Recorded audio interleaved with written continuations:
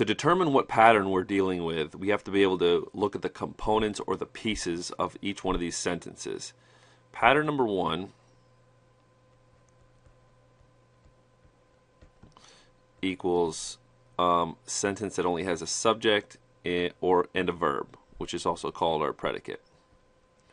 Okay, so let's look at these sentences. Polly waltzed onto the dance floor. Remember, when the first thing you do when you get these sentences, eliminate those prepositional phrases. Okay, we have our preposition, it starts with a prep, ends with our object of the prep, which has to be a noun or a pronoun, and then we're left with our subject and our predicate. So this is in pattern number one.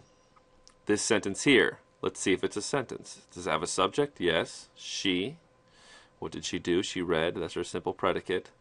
This also only has a subject and a verb, so this is a sentence, and it is in pattern number one. Let's look at this one.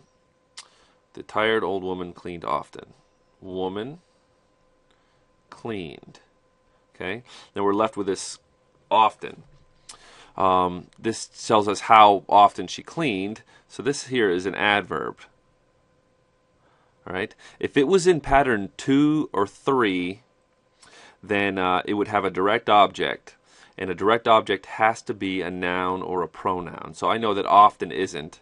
So this too falls into pattern number 1. Okay, let's scroll down a little bit.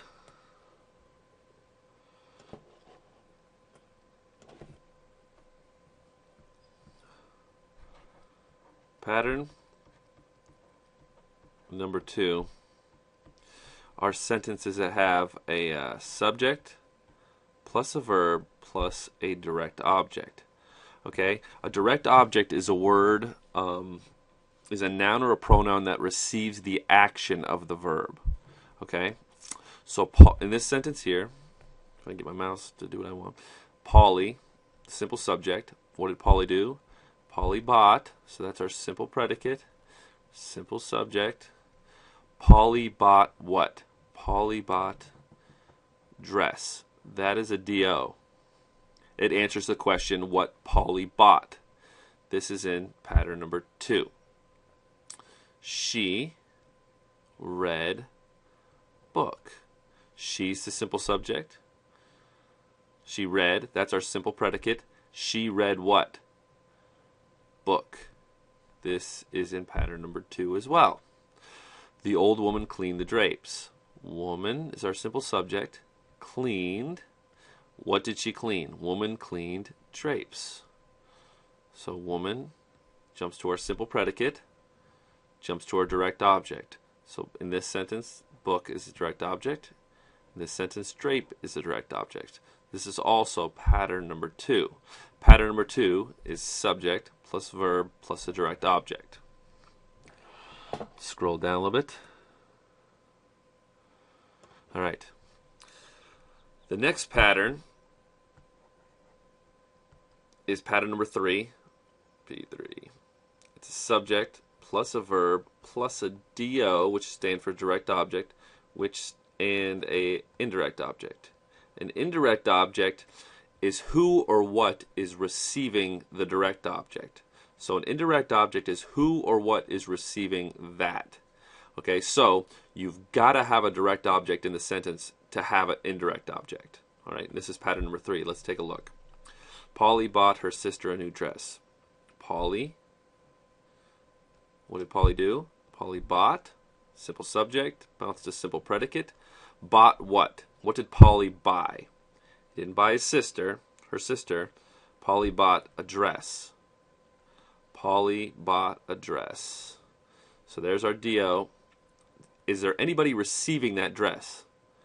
Yes. Sister did. That's the IDO. The IDO will always be between the verb and the DO. Always, always, always. Between the verb and the DO. That's where the indirect object will always be. Because this has an indirect object, this is pattern number 3. Let's look at this one. She read, so our simple subject, simple predicate, what did she read? She didn't read the children, she read the book. She read the book, so there's our DO. Who received the book? The children. The children's the IDO. And look at it is falling between the verb and the DO. That's where an IDO belongs. That is also 3. The old woman gave the pharmacy her prescription. Woman, simple subject. Gave is our simple predicate. Gave what? What did she give? She gave her prescription. So there's our DO. And who received that prescription? The pharmacy did. There's our IDO falling between the verb and the DO, because that's where an IDO goes, and that is also number 3. Now this one, this next sentence here I put there to kind of give you a sentence that might trip you up a little bit. We have almost the same meaning. In this sentence, the old woman gave the pharmacy a prescription. In this sentence, the old woman gave her prescription to the pharmacy. It means exactly the same thing, but that doesn't mean we still have an IDO. Let's check it out. The woman is our simple subject, just like in this sentence. Gave is our verb, just like in this sentence. Woman gave what? She gave her prescription. So it's a DO, just like in this sentence. However, this here, if I can get this working right, this here is a prepositional phrase. So in this sentence, this word here is an object of the preposition, not an IDO. All right? An object of the preposition is a noun or a pronoun that completes a prepositional phrase. So this is a prepositional phrase. So in this sentence, it's an OP. So this pattern here, because it does not have an IDO, because it just has a subject, verb, and DO, this is actually pattern number 2. All right? This here, although these two sentences mean identical things, in this sentence, pharmacy is an object of the predicate. In this sentence, pharmacy is an IDO. And also I know that because I know an IDO always is going to be between the verb and the DO. And I don't have an IDO in this sentence. Let's move down. Okay. Now we're going to talk about linking verbs. Linking verbs link the subject to something in the predicate portion of the sentence. It's like you're saying the subject is something else. Okay?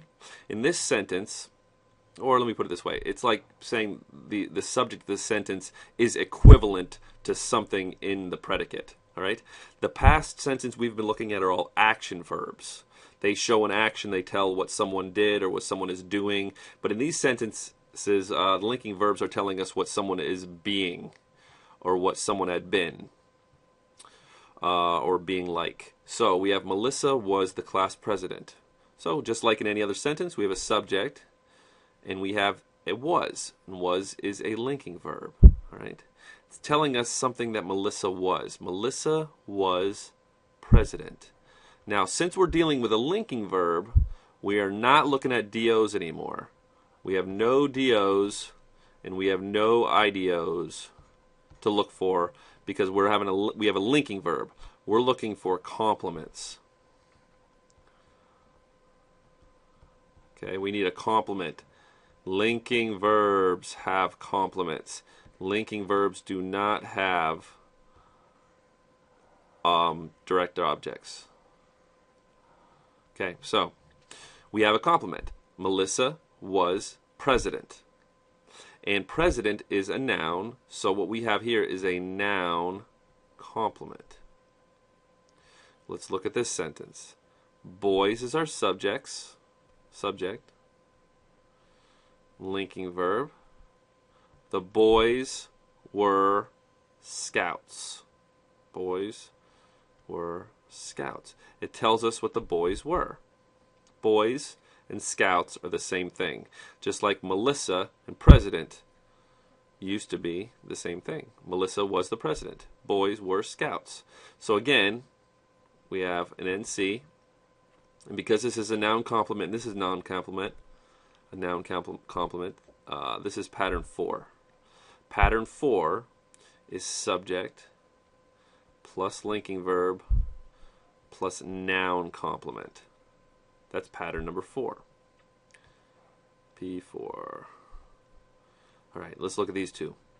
House is our subject. All right, we have this linking verb again. We have another linking verb. House is old. All right, so in this sentence here, we don't have a noun. Old is a word describing the house, so a word that describes a noun is an adjective.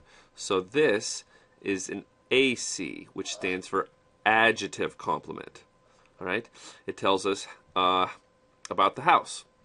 So that is pattern number 5.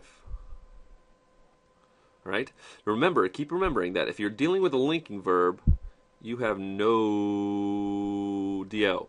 No DO. I'm looking for complements. So here you go, last sentence in this part. I is our subject. Am is our verb or a simple predicate. I am what? I am hungry. So in this sentence, hungry describes what I am.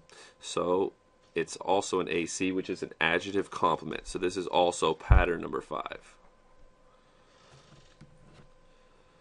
Here are 5 sentences on the bottom of this page. Let's figure out what pattern we're dealing with.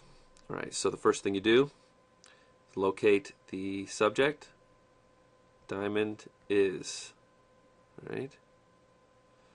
Diamond is what? Is an action verb or a linking verb? It's a linking verb. It doesn't describe an action. It tells what something is being or doing. Or I'm sorry. So what something is being. Diamond is authentic. So authentic is an adjective. So this is AC. So we got a subject, linking verb, AC. So that is pattern number 5. Subject plus linking verb plus adjective complement. So we have pattern 5. Next one. He, subject, drove, and then we have a prepositional phrase here. Right? So in this sentence, we only have a subject and a verb. That is pattern number 1. Pattern number 1 is subject plus verb and action verb if you want to be more specific. Pattern number 1. He drove what? Car. And we have a prepositional phrase. I can remove that. He drove car, so I'm dealing with P2. Subject plus verb plus DO. Pattern number 2. The next sentence. Boy was star. Okay, subject. What the subject is being or doing. Oops. It's a linking verb.